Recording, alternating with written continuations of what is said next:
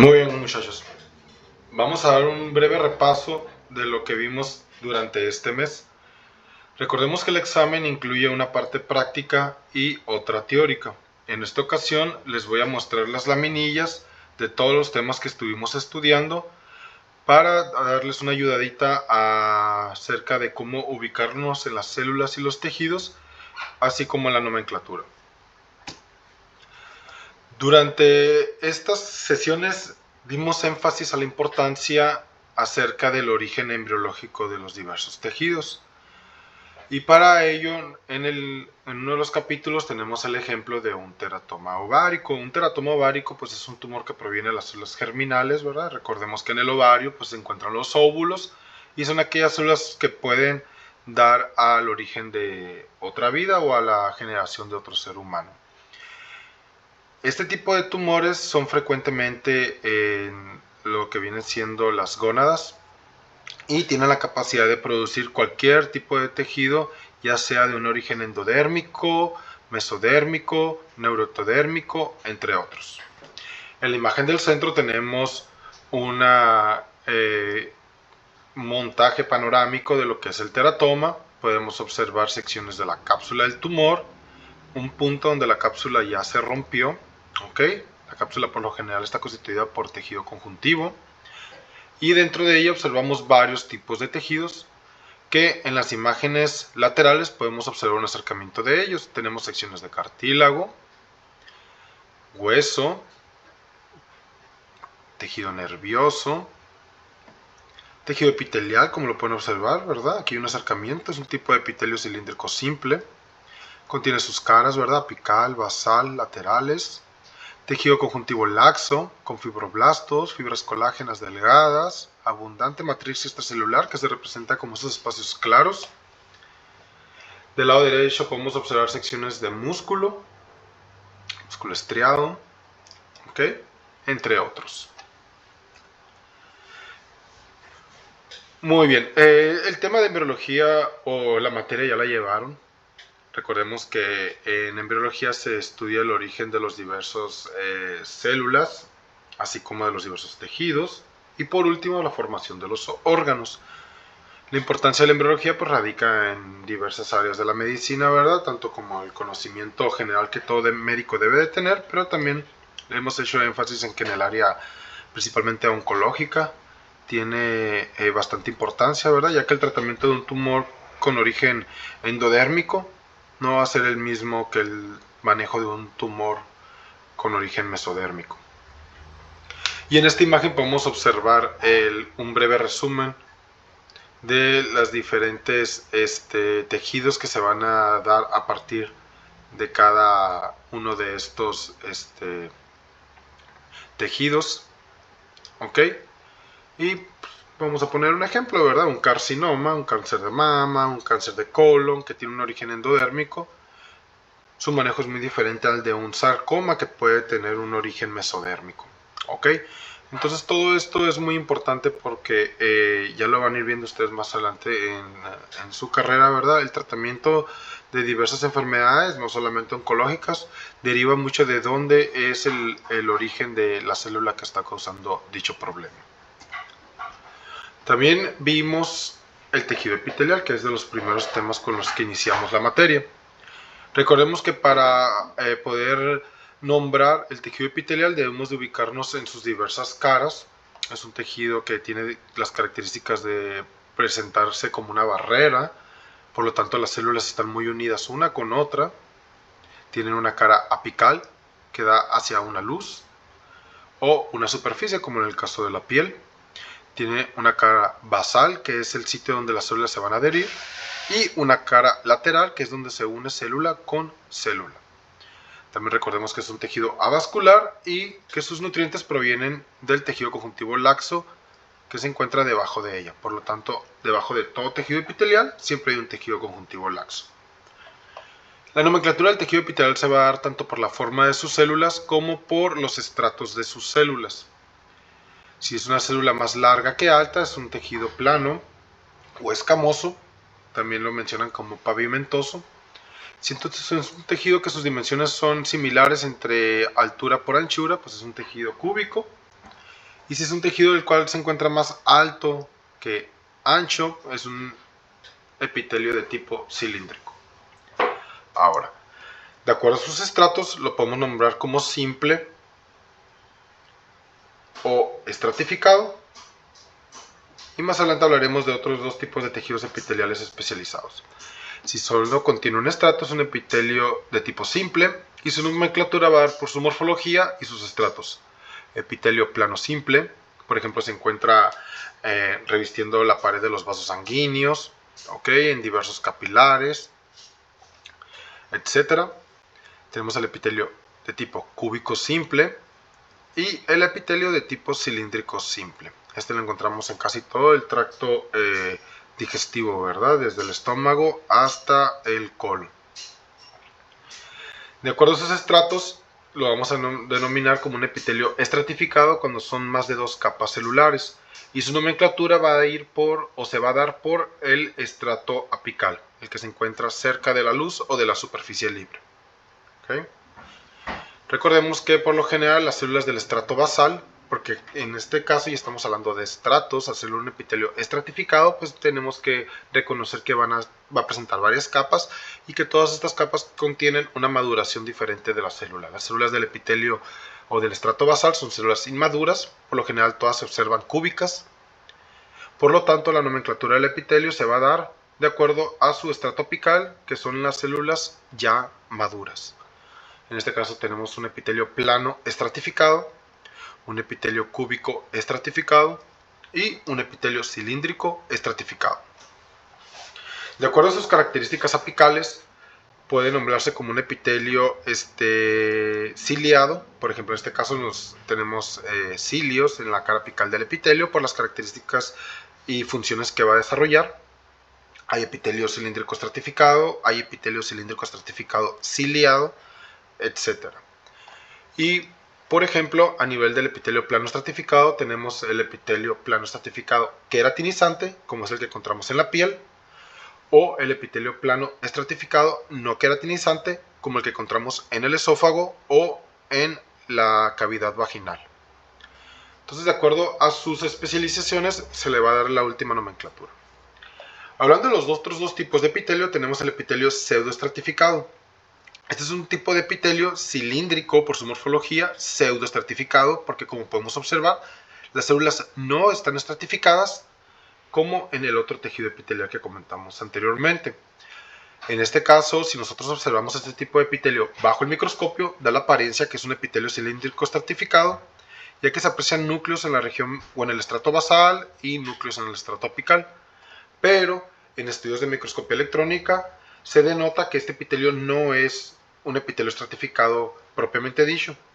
Por lo tanto, se le denomina pseudoestratificado. ¿Cuál es la diferencia? Bueno, en el epitelio estratificado, cilíndrico estratificado, todas las células provienen de un mismo origen o de un mismo estrato basal. Por lo tanto, estas células del estrato basal van a madurar hacia las células apicales o van a dar origen a las células apicales. Tienen un mismo origen embriológico. Las del epitelio cilíndrico pseudoestratificado no es así. Aquí podemos encontrar células de diversos orígenes embriológicos, ya sean del endodermo, ya sea del neuroectodermo, si son células sensoriales, etc., como en el caso de la cavidad nasal. En la cavidad nasal tenemos células epiteliales, pero también tenemos células neuronales que nos brindan información del olfato. Por lo tanto, estas células no provienen de un mismo estrato basal y, como pueden observar, todas las células tocan la membrana basal, todas están adheridas a la membrana basal. Algunas llegan al estrato apical, otras no llegan. Hay células ciliadas, hay células caliciformes que producen moco. No se aprecia aquí, pero van a haber células sensoriales. Y esa es la diferencia de un epitelio cilíndrico pseudoestratificado a un epitelio cilíndrico estratificado verdadero. Por así decirlo, un epitelio cilíndrico pseudoestratificado es un poco más complejo y especializado, ya que contiene otro tipo de células con diverso origen embriológico. Y el epitelio transicional, o también denominado epitelio urotelial, se asemeja mucho a un epitelio cúbico o un epitelio plano estratificado, por así decirlo, pero tiene una característica que son células en sombrilla. Como su nombre lo dice, son células que cubren a las células que se encuentran debajo de ellas. Tiene la característica de que se puede resistir la distensión. sin romperse. Y esa elasticidad le da esas propiedades, por ejemplo, a la vejiga, que la vejiga suele rebosar cuando está llena de orina, y cuando se vacía, ¿verdad?, vuelve a tomar su forma anterior. Entonces son un tipo de epitelio que permiten que tiene elasticidad y permiten la distensión sin romperse. Aquí tenemos un ejemplo de un epitelio cilíndrico pseudoestratificado, ciliado. Este es de la cavidad nasal. Les comentaba anteriormente que da la apariencia de ser un epitelio cilíndrico estratificado, pero nosotros lo tenemos que conocer por la ubicación. Es muy difícil que yo les ponga esta laminilla, ¿verdad?, sin decirles de dónde es. Si yo les dijera que esta laminilla es del intestino, pues podríamos pensar que es un epitelio cilíndrico simple, pero que por el efecto de corte da esta apariencia, porque en ocasiones los cortes del epitelio pues no son derechitos, ¿verdad? Dan cortes tangenciales que aparentan ser estratificados.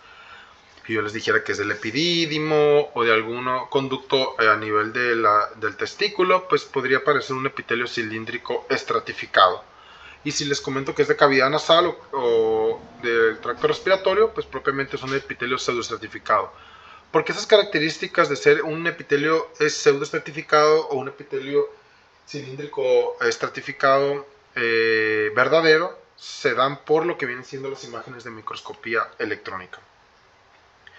Muy bien, observemos que debajo de, en la región apical hay vellosidades, también tenemos células que se encuentran con vacuolas de moco en su citoplasma. Y en la región basal podemos observar la membrana basal, ¿okay?, que es este tejido conjuntivo que forma una membrana donde se adhieren las células. Muy por debajo de él apreciamos un tejido conjuntivo laxo. A diferencia del tejido epitelial, en el tejido conjuntivo laxo las células se encuentran separadas una de otra por la matriz extracelular. La matriz extracelular corresponde a fibras colágenas y a la sustancia fundamental, que en este caso se aprecia de color claro, ya que los líquidos corporales se suelen perder cuando procesamos un tejido. También observamos vasos sanguíneos. Esta es la luz del vaso sanguíneo con un eritrocito, un epitelio plano simple que rodea la luz del vaso sanguíneo. Aquí tenemos otro vaso sanguíneo, no se aprecia muy bien el epitelio que reviste la luz del vaso sanguíneo, pero la tiene, por ahí va a salir. ¿Ok? Y recordemos que el tejido epitelial, al ser avascular, pues se debe de alimentar de un tejido conjuntivo laxo. Entonces aquí tenemos dos diferentes tejidos, tejido epitelial y tejido conjuntivo laxo. Recordemos que un epitelio es un conjunto de células que forman una función entre sí. Muy bien. Aquí tenemos otro ejemplo. Ok, esto es glándulas salivales. Podemos observar en esta ocasión la luz del conducto excretor y la luz de la glándula. Por lo tanto tenemos un epitelio en la luz de la glándula de tipo cilíndrico simple. Observemos. Vamos a utilizar, siempre los tenemos que ubicar, ¿no? Pero vamos a utilizar este ejemplo, es perfecto. Se observa en el centro la luz de la glándula, la célula, ¿ok?, con su membrana basal, su cara apical hacia la luz y sus caras laterales. Observamos que el núcleo se encuentra aplanado y desplazado por la vacuola de moco que contiene. Por lo tanto, si nosotros tomamos las referencias anteriormente descritas, es una célula más alta que ancha, y aquí estamos denominando a un epitelio cilíndrico simple. Recordemos que al momento de darle nomenclatura a un epitelio tenemos que contar todo el citoplasma de la célula y no solamente el núcleo, porque si nos basamos en el núcleo diera la apariencia de ser un epitelio plano simple, pero no es así. Ahora, hay cortes como este otro, que no se observa la luz, que es un poquito difícil orientarnos. Podemos orientar la membrana basal, mas no podemos orientar muy bien la luz. Siempre debemos de hacer ese ejercicio de nosotros buscar la imagen mejor orientada. Todo este tipo de células están drenando hacia una luz que va a salir por la cavidad oral mediante un conducto excretor. Este conducto excretor lo podemos apreciar aquí, que es un epitelio de tipo cúbico simple. Aquí nuevamente, todo esto es el conducto excretor, que mediante una serie de caminos y trayectos, ¿verdad?, va a terminar drenando hacia este otro conducto excretor, y este culmina en la cavidad oral. Ahora, Debajo del epitelio tenemos tejido conjuntivo laxo con sus fibroblastos. ¿Okay? Tenemos algunos linfocitos y las fibras colágenas que se aprecian de este color. La sustancia fundamental nuevamente se observa como estos espacios claros que se ha perdido por lo que viene siendo el proceso del tejido. Si nosotros observamos hacia la derecha podemos apreciar un vaso sanguíneo. ¿Okay? En la luz del vaso sanguíneo en esta ocasión puede ser un vaso venoso, puede ser incluso un vaso linfático, pero corresponde al sistema cardiovascular. Tenemos la luz, no se aprecian aquí en esta ocasión eritrocitos. Podemos observar el epitelio de tipo plano simple que reviste toda la luz. ¿Okay? Y lo delimito. Podemos buscar otros vasos sanguíneos como este otro, ¿okay? Con su epitelio que lo reviste. Recordemos que no cualquier espacio claro que observemos va a ser un vaso linfático. Por ejemplo, aquí tenemos unos espacios claros, pero no están delimitados por una membrana basal, no están delimitados por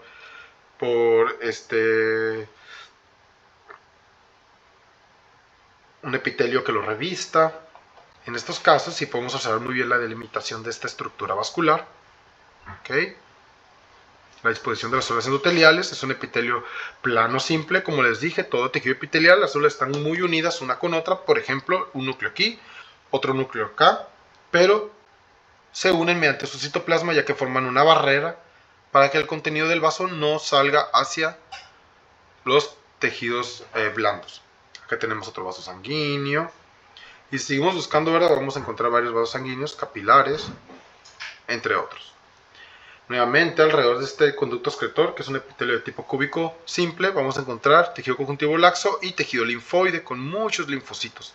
Siempre debajo del tejido conjuntivo, laxo vamos a encontrar vasos sanguíneos y tejido linfoide, ya que es el principal sitio de respuesta ante un proceso infeccioso o traumático. Es el punto inicial de lo que viene siendo una respuesta inmune, el tejido conjuntivo laxo. Más tejido epitelial, aquí tenemos un epitelio de tipo plano simple, este es el peritoneo, que es el tejido que reviste a lo que viene siendo los órganos internos. Por ejemplo, tenemos tejido adiposo, como ustedes ya lo pudieron observar, ¿okay? Y células mesoteliales que revisten al peritoneo. Tejido cúbico simple, ¿okay? Este es lo que viene siendo un corpúsculo renal, podemos observar el espacio de Bowman, y este está rodeado o delimitado por un epitelio de tipo plano simple, ¿ok? Y su cápsula de Bowman, espacio de Bowman, cápsula de Bowman. Dentro vamos a observar capilares, los capilares presentan un revestimiento de tipo plano simple. En la parte inferior podemos observar el polo urinario, por aquí va a salir lo que viene siendo el filtrado de la sangre para transportarse hacia la vejiga, y el conducto excretor o el túbulo renal ya va a ser un epitelio de tipo cúbico simple, como lo pueden observar aquí. Muy similar a lo que estamos viendo aquí. Tenemos intestino, es un epitelio de tipo cilíndrico simple. ¿Okay? Algunas células caliciformes con vacuolas de moco en su citoplasma. La membrana basal que lo delimita muy bien. Y debajo del tejido conjuntivo laxo con abundante tejido linfoide, linfocitos. Estas células que contienen un citoplasma rojizo por los gránulos corresponden a eosinófilo, que es un tipo de polimorfonucleares, ya lo vamos a ver más adelante. En la imagen inferior tenemos epitelio de tipo cilíndrico estratificado. ¿Okay? Y en la imagen de la derecha podemos observar un epitelio de tipo plano estratificado. Recordemos que la nomenclatura se va a dar por el último estrato celular o el estrato apical, que contiene células ya maduras. El estrato basal contiene células inmaduras, todavía no toma su forma final. Se aprecia un poquito más oscuro, ya que los núcleos que se tiñen basófilos o morados se encuentran muy juntos uno con otro, porque estas células aún no tienen una gran cantidad de citoplasma. Conforme la célula va madurando y va adquiriendo citoplasma, se separan una de otra, y por las tinciones, ¿verdad?, hace que se aprecie un poquito más claro, ya que el citoplasma se tiñe con la eosina y no con la hematoxilina. Continuando con los temas, vamos a ver el tejido conjuntivo. Iniciamos con el tejido conjuntivo laxo. Hay varias estructuras que lo corresponden. Si hablamos de la matriz extracelular, pues tenemos la sustancia fundamental que va a cambiar en cada tejido. Si es la sustancia fundamental o un tejido conjuntivo laxo del colon, va a ser diferente a la del tracto respiratorio o a la de la cavidad vaginal, etcétera, etcétera, ¿ok? Y de las proteínas, pues tenemos lo que vienen siendo las fibras colágenas, que son gruesas, y las fibras elásticas en esta ocasión se observan como estas estructuras delgadas de un color oscuro, ¿ok? Así como estructuras vasculares, aquí tenemos vasos sanguíneos. Si hablamos del componente celular, pues vamos a observar fibroblastos, que son células alargadas, linfocitos, que son células con un núcleo redondo pequeñas, y entre otros tipos de células como las células endoteliales que revisten la luz de los vasos sanguíneos. Podemos observar aquí eritrocitos. Un acercamiento con otro tipo de tinción en donde podemos observar el trayecto de una estructura vascular con sus células endoteliales que lo revisten, linfocitos, ¿okay? Por aquí vamos a observar fibroblastos, son alargadas, y algunos mastocitos liberando sus gránulos, ¿okay? Que son parte también del sistema inmune. Así como lo que comentaba anteriormente de las proteínas o matriz extracelular, tenemos fibras colágenas teñidas de color anaranjado oscuro, y las fibras elásticas o reticulares, dependiendo del sitio que estemos estudiando, teñidas de color negro. En el tema de tejido conjuntivo, pues vamos a observar varios tipos de tejidos. Tenemos el tejido mesenquimal, que es como, por así decirlo, el tejido conjuntivo embrionario. El tejido conjuntivo laxo, ¿ok? Que se va a encontrar debajo de los epitelios, por ejemplo. El tejido conjuntivo denso, que se divide en regular e irregular. Y algunos tipos de tejidos especializados que también vimos más adelante. Para ello tenemos el cartílago, el hueso, el tejido adiposo. Y en el siguiente capítulo vamos a ver lo que es tejido sanguíneo, tejido hematopoyético y tejido linfoide. Recordemos que el fibroblasto es la célula como encargada o principal de producir esta matriz extracelular, que es la que forma, le da estructura al cuerpo y le da resistencia. La formación del tejido conjuntivo pues lleva varios pasos, algunos son intracelulares, ¿okay? Mediante la síntesis de proteínas, ciertos ensamblajes, transportes hacia la matriz extracelular, y otros se van a dar fuera de la célula mediante la laguna del fibroblasto, ¿okay? Cualquier alteración en uno de estos 12, 14 pasos nos puede llevar a enfermedades por deficiencia de la formación de una adecuada fibra colágena. Aquí tenemos ejemplos en este tejido o en esta glándula mamaria. Podemos observar un tejido epitelial, un epitelio de tipo cilíndrico estratificado. El epitelio del acino mamario varía mucho dependiendo en las fases de la glándula mamaria, si es una glándula mamaria de un adolescente, de una persona adulta, si está en cierto ciclo menstrual, si está embarazada o no está embarazada, si está amamantando o no está amamantando. Todo eso hace que la histología de la glándula mamaria cambie, ¿verdad? Pero pues es una función normal. Debajo del tejido epitelial tenemos lo que viene siendo tejido conjuntivo laxo, que aquí lo podemos observar. Tejido conjuntivo laxo y por fuera de él tejido conjuntivo denso. Y así es como estos dos tipos de tejidos realizan su trabajo en conjunto. El tejido conjuntivo denso le da sostén al tejido conjuntivo laxo y a su vez el tejido conjuntivo laxo le brinda sostén al tejido epitelial y aparte le brinda nutrientes. Aquí tenemos un acercamiento del tejido conjuntivo denso. Podemos observar que hay poca celularidad, las fibras colágenas son gruesas y también observamos poca matriz extracelular. En el tejido conjuntivo laxo hay mucha celularidad, fibras colágenas delgadas y abundante matriz extracelular. Entonces son las dos definiciones que nos van a ayudar a distinguir cada tipo de tejido conjuntivo. Aquí tenemos otra tinción donde podemos observar las mismas características, tejido epitelial, alrededor del tejido conjuntivo laxo y por fuera tejido conjuntivo denso.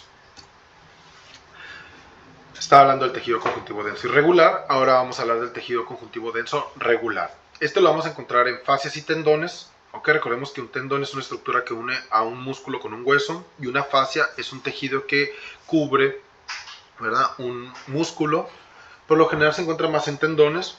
Es un tipo de tejido el cual está muy bien organizado. Los núcleos se encuentran muy juntos uno con otro, pero también dispuestos de una manera alineada. Y sus fibras colágenas especializadas también van a estar distribuidas de una manera organizada. En este caso tenemos el ejemplo de un tendón. Y estamos observando, ¿verdad? En una imagen de microscopía electrónica, lo que es un fibroblasto o también denominado tendinocito. En este punto, ya que es un fibroblasto especializado, con sus núcleos, ¿okay? Su aparato de Golgi dentro de su citoplasma y por fuera de él lo que viene siendo la fibra colágena muy bien organizada. Si nosotros lo observamos en una imagen panorámica, tenemos por fuera el epitendón, que es un tipo de tejido conjuntivo denso, regular e irregular. Aquí hay como una mezcla de estos dos tejidos, ya que solamente se encuentra cubriendo por fuera el tendón. Y en la porción interna tenemos tejido conjuntivo denso regular, con sus tendinocitos muy bien alineados, uno detrás de otro, y sus fibras colágenas. También tenemos otras estructuras, que es el endotendón. En el endotendón vamos a observar las estructuras vasculares que le brindan nutrientes a estas células. En esta otra imagen lo podemos observar, ¿verdad? En esta disposición, tendinocitos muy bien orientados y en el endotendón vasos sanguíneos. Y si nosotros hiciéramos un corte horizontal, lo vamos a apreciar de esta manera. Los tendinocitos, que da la apariencia que fuera el núcleo redondo, pero no es así, es por el efecto de corte a esta célula. Y el endotendón, donde vamos a apreciar los vasos sanguíneos, pusimos en el ejemplo de un esguince, ¿verdad? Cuando un paciente presentó un estiramiento excesivo del tendón, se rompen los vasos sanguíneos y liberan sangre a estos tejidos, formando un hematoma. Y así es como nosotros clasificamos el esguince en diversos grados, ¿verdad? Y recordemos pues que la recuperación de un esguince es un proceso paulatino, es un proceso un poquito largo, ¿verdad? De 2 a 4 semanas y se debe indicar primeramente el reposo con compresas frías. Las compresas calientes, el movimiento y toda la rehabilitación se debe de dar, pero después de las 4 semanas, ya que se cicatrizó este tejido y la cicatriz también se remodeló. Las primeras 4 semanas no van a aplicar calor porque van a hacer que esos vasos sanguíneos se dilaten y produzcan mayor flujo de líquido o produzcan un edema mayor, que sería como por así decirlo un hinchazón mayor. Eso sería ya posterior de la recuperación. Aquí tenemos una tinción con una tricrómica Mallory-Dassin o también una tricrómica de Masson. En este tipo de tinción, el epitelio y el músculo se tiñen de color rojo y el tejido conjuntivo de color azul. Nos permite distinguir, por ejemplo, en este corte de colon, al epitelio cilíndrico simple. Observen, es un epitelio cilíndrico simple. Esto que observan aquí a la izquierda es lo que les denominaba un efecto de corte. Recuerden el ejemplo de la naranja, muy importante. En un corte tangencial u oblicuo da la apariencia que fuera un epitelio estratificado, pero no es así. Si nosotros nos orientamos muy bien en un corte bien orientado, donde podemos apreciar el área apical, el área basal y el área lateral de la célula. También observen las definiciones. El tejido epitelial forma una barrera, las células están muy conjuntas una con otra, son avasculares. Y en el tejido conjuntivo es diferente, las células se encuentran separadas, hay una abundante cantidad de matriz extracelular, hay vasos sanguíneos, etc. Tenemos esta membrana basal que le brinda soporte al tejido epitelial. Y debajo de ella, pues el tejido conjuntivo laxo con abundante tejido linfoide. En la porción inferior podemos observar la muscular de la mucosa. Este es un tipo de músculo liso, ¿okay?, que le brinda movimiento a la capa mucosa. Todo esto es la capa mucosa del intestino, ya lo vamos a ver más adelante. Pero el intestino contiene varias capas. Tiene una capa mucosa, submucosa, musculares y una capa serosa.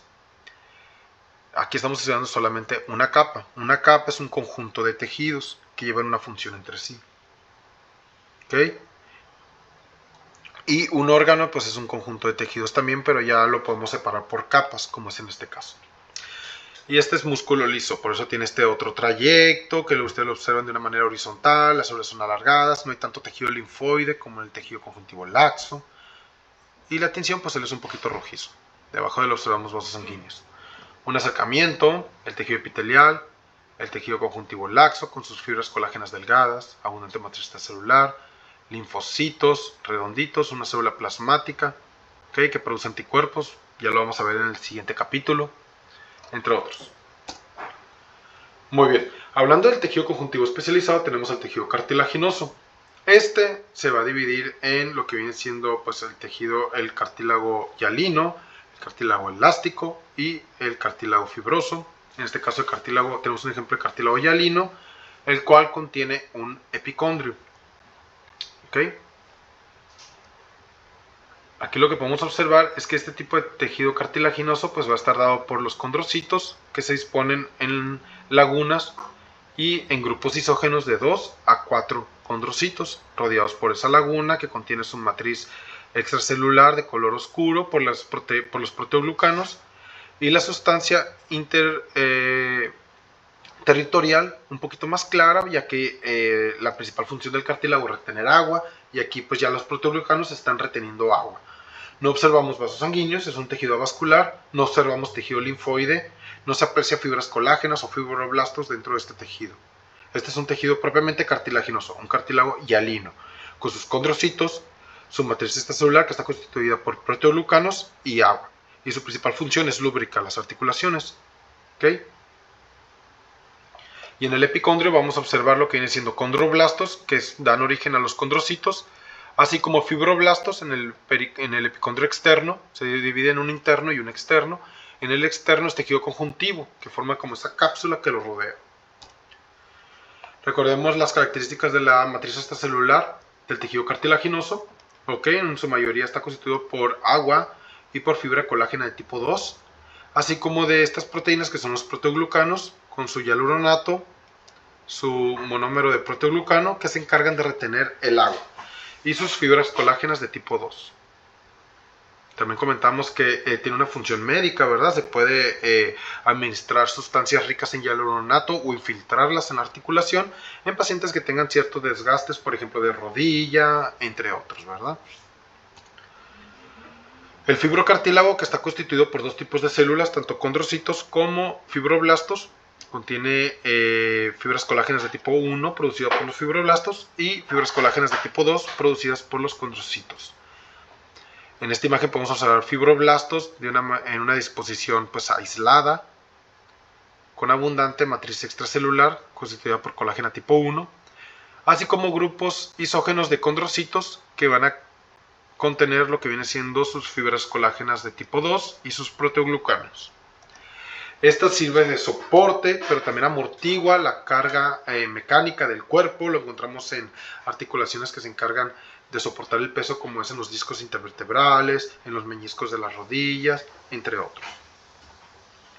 Y el cartílago elástico va a ser muy similar al cartílago hialino, pero va a contener fibras elásticas que le dan como esa apariencia como rasgada al tejido. Aquí lo podemos observar. Tenemos nuevamente condrocitos en grupos isógenos con su pericondrio, etc. Pero también vamos a encontrar fibras elásticas. Esto lo vamos a encontrar ubicado en partes muy específicas, como son lo que viene siendo el pabellón auricular, las trompas de Eustaquio, lo podemos encontrar en la epiglotis, en ocasiones en ciertas regiones de lo que viene siendo el tabique nasal, etc. Recuerden que aparte de brindarle elasticidad a este tejido, es un tejido que crece a lo largo de toda la vida. Por eso observamos personas mayores o de la tercera edad con orejas grandes, epiglotis pronunciada, tabique nasal un poquito más grande, etc. En este caso podemos observar la epiglotis con su cartílago elástico. ¿Por qué sé que la epiglotis? Porque contiene epitelio plano estratificado de un lado y epitelio plano estratificado del otro lado, así como glándulas mucosecretoras. Y su tejido conjuntivo, ¿verdad? Que ya lo conocemos. Muy bien, esta tabla resume muy bien lo que vienen siendo las características del tejido cartilaginoso. Estudienla, por favor, y apréndansela. Continuamos con el hueso. Pues el hueso es un tejido conjuntivo especializado muy característico, ¿verdad? Lo vamos a dividir anatómicamente en huesos largos, cortos, tubulares, planos, huesos irregulares. También lo podemos dividir en sus regiones, como es una epífisis, metáfisis o su diáfisis. E histológicamente se divide solamente en hueso compacto y hueso esponjoso. Pero pues como ya estudiamos anatomía, debemos de tener un conocimiento general para poder integrar todo lo que viene siendo la estructura del hueso, tanto macroscópica como microscópica, y su función. En la región de la epífisis suele tener una cara articular donde vamos a encontrar tejido cartilaginoso hialino, pero también denominado articular, ya que su crecimiento pues es diferente, ¿verdad? Y en la metáfisis también vamos a encontrar en ciertas personas tejido de cartilaginoso de crecimiento. Recordemos que este tipo de tejido suele osificarse aproximadamente entre los 18 y 21 años de edad. Muy bien, ya hablando propiamente del hueso, en la periferia podemos observar hueso compacto y en la región interna hueso esponjoso.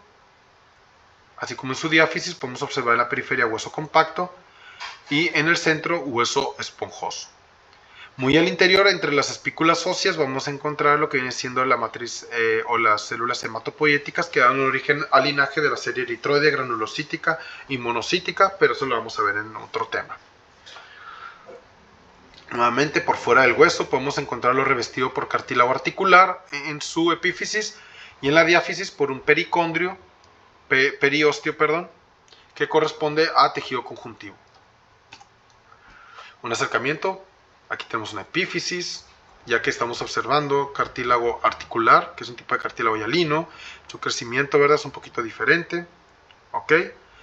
Y va a tener esa marca de marea, que es el punto donde el cartílago se osifica para tener un sostén adecuado o una unión adecuada con el tejido óseo. En el tejido óseo podemos encontrar conductos de Harbers, ¿okay?, ostionas propiamente dicho, con su conducto de Harbers y su tejido ostioide dispuesto en manera laminar, así como conductos de resorción. Recuerden que en el interior está revestido por un endoosteo. El endoosteo contiene tanto osteoblastos como osteoclastos, que son células multinucleadas encargadas de la resorción ósea. También recuerden que los osteocitos provienen de los osteoblastos, que están en el endoosteo, y que los osteoclastos son células fagocíticas de la serie monocítica, fagocítica, y este tipo de células tienen otro origen embriológico. Hay tumores de los osteocitos y tumores de los osteoclastos, y son diferentes orígenes embriológicos, diferente comportamiento y diferentes, por ejemplo, pues grupos de edades, ubicación, riesgo de malignizarse, de hacer metástasis, tratamiento, si iniciamos con quimio y después cirugía, o si primeramente es un tratamiento quirúrgico y ya no requiere quimio o requiere radioterapia, y todos esos detalles entran en juego dependiendo el linaje de donde se originó un tumor. Aquí tenemos nuevamente hueso esponjoso con una espícula ósea rodeada por endoosteo con sus osteoblastos. Se observan por aquí los núcleos de los osteoblastos. No estamos observando ninguna laguna o algún osteoclasto, pero por ahí debe de haber.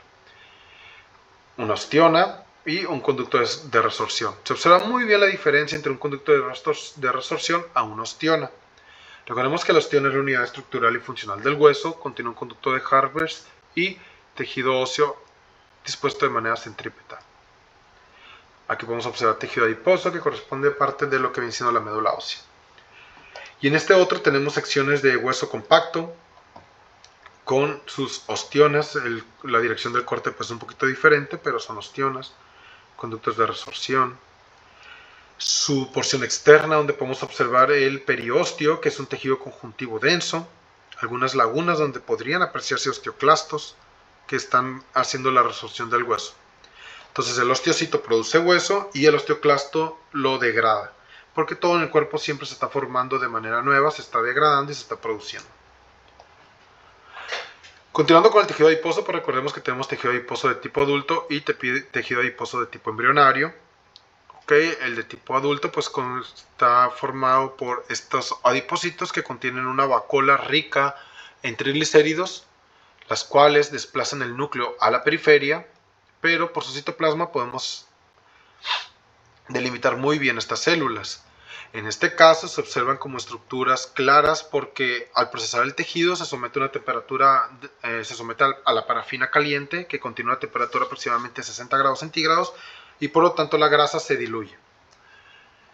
Alrededor de ella podemos encontrar tabiques de tejido conjuntivo denso, ¿okay?, donde vamos a encontrar estructuras vasculares que le brindan nutrientes, como es en este caso, al tejido adiposo. Aquí tenemos también estructuras vasculares. No se observa la luz del vaso sanguíneo, pero es un tabique de tejido conjuntivo donde van a estar capilares como este otro. Recordemos que los triglicéridos es la manera en que el cuerpo almacena energía. Tenemos que utilizarla, por ello hacemos énfasis en el sedentarismo, ¿verdad? No podemos estar todo el día sentados, debemos de presentar actividad física para que consumamos esta energía y no se almacene. Ya vimos las enfermedades que se pueden desarrollar a partir de este tipo de tejido. Y el tejido adiposo pardo tiene su principal función de producir calor, también almacena energía. Este se va a encontrar en mayor proporción en los pacientes recién nacidos, ya que son pacientes que suelen perder calor, son pacientes que requieren, ¿verdad?, un metabolismo diferente en el cual el tejido adiposo pardo está produciendo calor. También se va a encontrar en pacientes o en personas adultas, ¿verdad?, en menor proporción, y esto va a cambiar de acuerdo a su lugar de residencia, ¿verdad? Personas de Europa, caucásicos, que habitan en lugares fríos, suelen desarrollar mayor cantidad de tejido adiposo pardo, comparado con personas que vivimos en lugares un poquito más tropicales, o personas latinas, etc. Todo esto varía. Continuando con el otro tema, vamos a hablar acerca del tejido muscular. Y para ello vamos a iniciar con el músculo estriado. Recordemos que el músculo estriado tiene la característica de ser células que fusionan su citoplasma y presentan sus núcleos en la periferia. Por lo tanto, todo esto es el citoplasma del músculo estriado. Aquí no estamos hablando de fibras colágenas, estamos hablando de fibras musculares con sus sarcómeros constituidos por proteínas de actina y miosina. Por eso es muy importante al momento de ver una laminilla ubicarnos qué tipo de tejido estamos estudiando. ¿Okay? En un acercamiento podemos observar los núcleos de la célula en la periferia.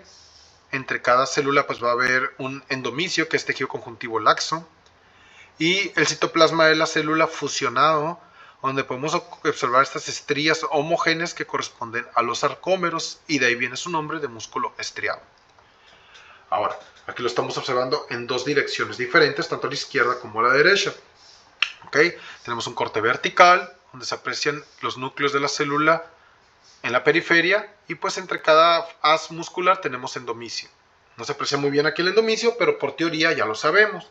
Y todo esto se descubrió mediante los estudios de microscopía electrónica. Aquí tenemos lo que viene siendo el perimicio con vasos sanguíneos. ¿Okay? Y por fuera vamos a encontrar el epimicio. En un corte horizontal se apreciaría de esta manera. Nuevamente los citoplasmas se encuentran fusionados, sus núcleos a la periferia, ¿okay?, de todos estos haces musculares. Y en el centro pues estarían los sarcómeros, que aquí no se aprecian muy bien las estrías por la dirección del corte. Entre cada haz muscular hay tejido conjuntivo laxo que corresponde al endomicio, y entre cada fibra muscular, porque un conjunto de fibras forman un haz muscular y este está separado por perimicio. El perimicio contiene estructuras vasculares un poquito de mayor calibre. Por ejemplo, podemos encontrar vasos arteriales, ¿verdad?, de pequeño a mediano calibre, pero en el endomicio ya no encontraríamos ni arterias ni venas, sino serían capilares. Los capilares son esas estructuras vasculares que unen una arteria con una vena. ¿Okay? Un capilar no se considera ni como una arteria ni como una vena, sino que es la unión de ellas. Muy bien, aquí tenemos otra imagen panorámica donde observamos músculo estriado, en la periferia una fascia, a la cual denominamos epimicio, que es tejido conjuntivo denso, el cual le brinda soporte al músculo. Entre cada haz muscular tenemos el perimicio, y entre cada fibra muscular tenemos el endomicio. Aquí tenemos un ejemplo del perimicio donde se observa un tronco nervioso, ¿okay?, que se encarga de inervar a estas células, forma la placa neuromuscular para darle información acerca del movimiento tanto de contracción como de relajación del músculo estriado. Un acercamiento, los núcleos en la periferia, los citoplasmas fusionados, las estrías que se aprecian muy bien, que corresponden a los sarcómeros. Entre cada fibra muscular tenemos el endomicio, en ocasiones es fácil verlo y en ocasiones no. Por ejemplo, aquí tenemos el endomicio, todo depende de la dirección del corte. El otro tema es el músculo cardíaco. Esto lo vamos a ver a mayor detalle cuando estemos estudiando el sistema cardiovascular. Comparte características del músculo liso y del músculo estriado.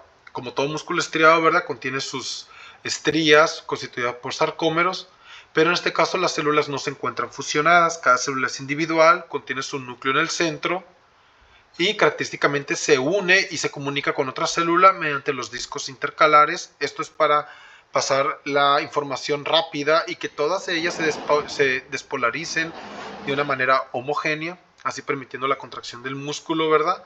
De una manera similar. Una vez que las fibras de Purkinje pasen la información, se contrae tanto, vamos a poner un ejemplo, ambas cavidades o ambas aurículas, tanto derecha como izquierda, al mismo tiempo, y por una milésima de segundo, una fracción de milisegundo de diferencia, se van a contraer ambos ventrículos. Esa es la función de los discos intercalares, de pasar esta información rápidamente de una célula a otra y que la despolarización se dé al mismo tiempo. Los núcleos de esta célula están en el centro, como lo podemos observar, ¿verdad? Se encuentran en el centro. Estos espacios claros que se encuentran alrededor del núcleo, pues por lo general corresponden a las organelas de la célula, pero todo esto es el citoplasma de la célula.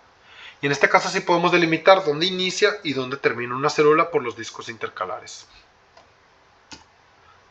Continuando con el tema, vamos a hablar del músculo liso. El músculo liso se denomina voluntario ya que se mueve a su voluntad, nosotros no decidimos cómo moverlo. A diferencia del músculo estriado, que decidimos cuándo caminar, cuándo dar un paso, qué tan rápido, qué tan lento darlo, con cuánta fuerza aplicar, en el caso de que estemos haciendo ejercicio, o estemos comiendo papitas, o comiendo algún taco, etc. Nosotros decimos qué fuerza aplicar en el músculo estriado. Pero el músculo liso no, es un músculo voluntario. Decide con qué velocidad moverse, qué tanto moverse y con qué fuerza se mueve. Y aquí tenemos un ejemplo del músculo liso. Es un músculo alargado, las células parecieran un fibroblasto, ¿verdad? Pero se diferencia porque pues no observamos linfocitos, no hay fibras colágenas muy prominentes, de hecho todo esto corresponde al citoplasma de las células. Es muy difícil en cortes de hematoxilina y eosina distinguir dónde inicia y dónde termina una célula, pero contiene sus filamentos de actina y miosina. Sabemos que los bordes de las células son redondos, a diferencia del fibroblastos, que son puntiagudos. ¿Ok? Y aquí tenemos dos direcciones de corte, un corte horizontal y un corte transversal, donde la célula se cortó o se realizó un corte a través de sus núcleos. Da la apariencia que el núcleo es redondo, pero no es así. En realidad el núcleo es alargado o, como también lo denominamos, fusiformes. Aquí podemos observar también algunos vasos sanguíneos que le brindan esos nutrientes al músculo liso. El músculo liso se encuentra dentro de los órganos, por ejemplo, forman parte de las paredes del intestino. Nosotros no decidimos cómo realizar la peristalsis, ni qué tan rápido, ni qué tan fuerte, cuánto duración va a tener cada contracción del intestino. Todos esos mecanismos tienen una regulación diferente. ¿Ok? Al igual que los vasos sanguíneos, no decimos cuándo contraer, cuándo dilatar un vaso sanguíneo, etc. Por eso les comentaba que el músculo cardíaco comparte características con el músculo liso, porque también el músculo cardíaco tiene una regulación diferente, ¿verdad? Nosotros no podemos decidir con cuánta velocidad o cuánta fuerza se contrae el corazón. Eso va a estar mediado por el ejercicio, el reposo, la presión arterial, si está alta, si está baja, etcétera, etcétera. Muy bien. Y continuando ya con uno de los últimos temas, vamos a hablar acerca de la piel.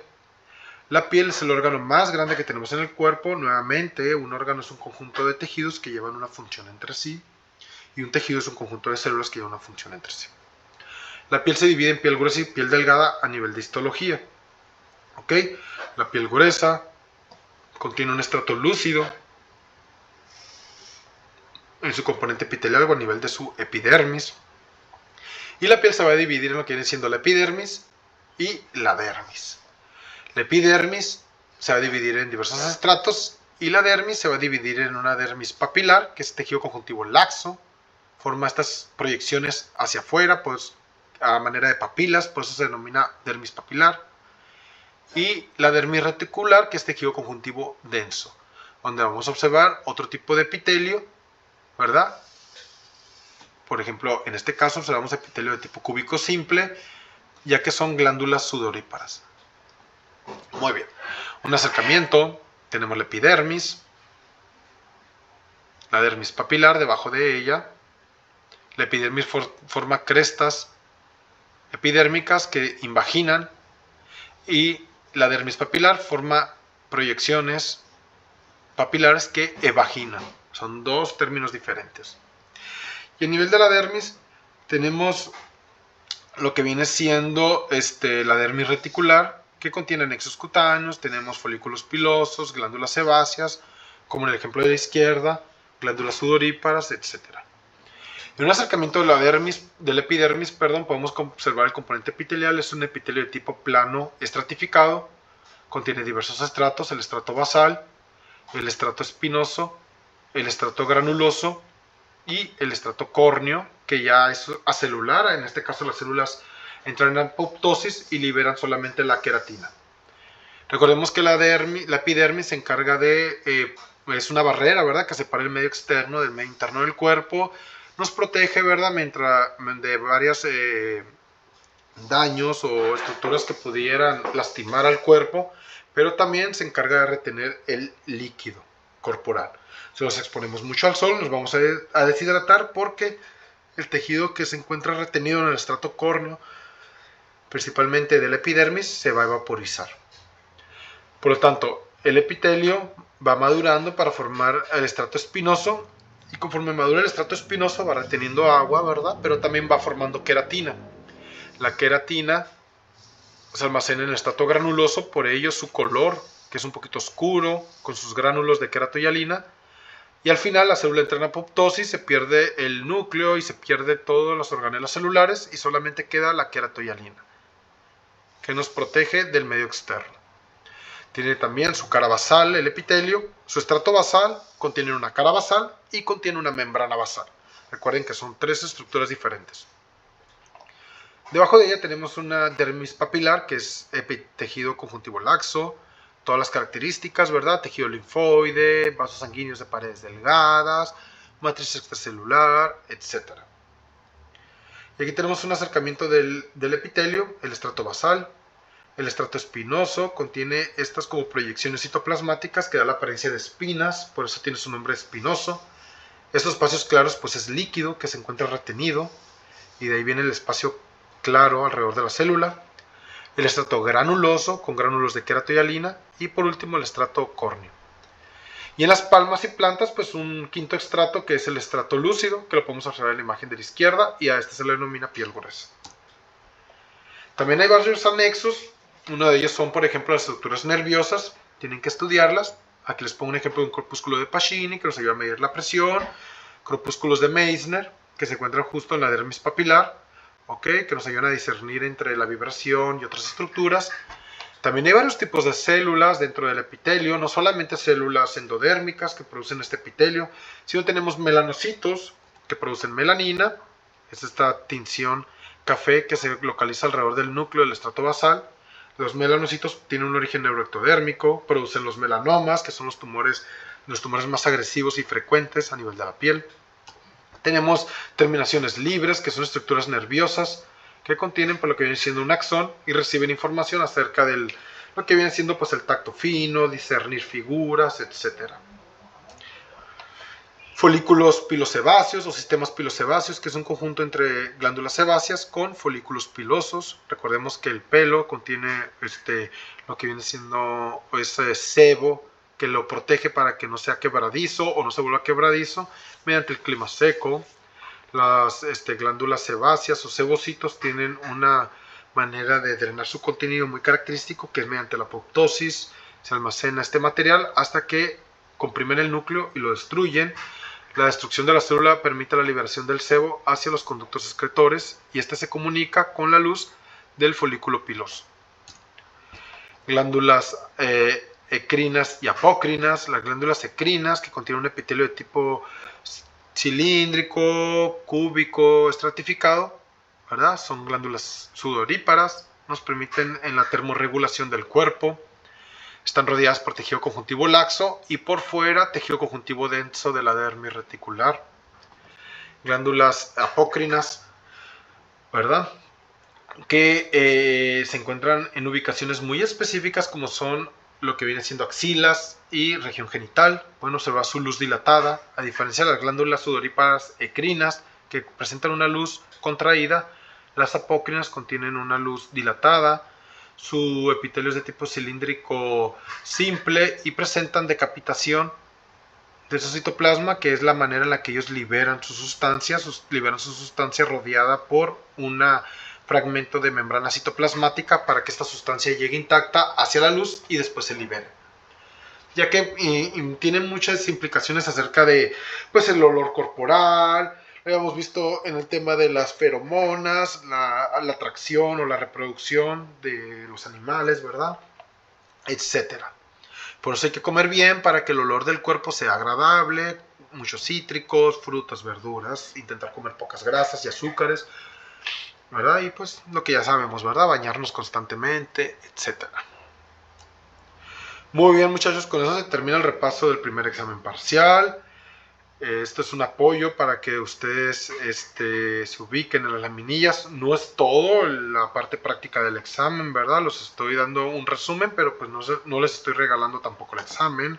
Por si llega a haber una laminilla en el examen que se me pasó o que no expliqué en este ejercicio, es porque el ejercicio es solamente para orientarlos hacia cómo identificar estructuras, pero no es en sí todo el examen. Ustedes deben de estudiar todas las laminillas que vimos porque van a venir algunas en el examen. También recordemos que las laminillas que utilizo para el examen son puramente las del libro. No pongo laminillas de internet, no pongo laminillas de algunos otros libros o de las que ustedes utilizaron en las presentaciones. Muy bien, muchachos, no se les olvide estudiar la parte teórica del examen. Cualquier cosa, pues tienen mi número de teléfono, ¿verdad? Tienen la confianza de mandarme un mensaje y pues estudien mucho. Nos vemos en el examen.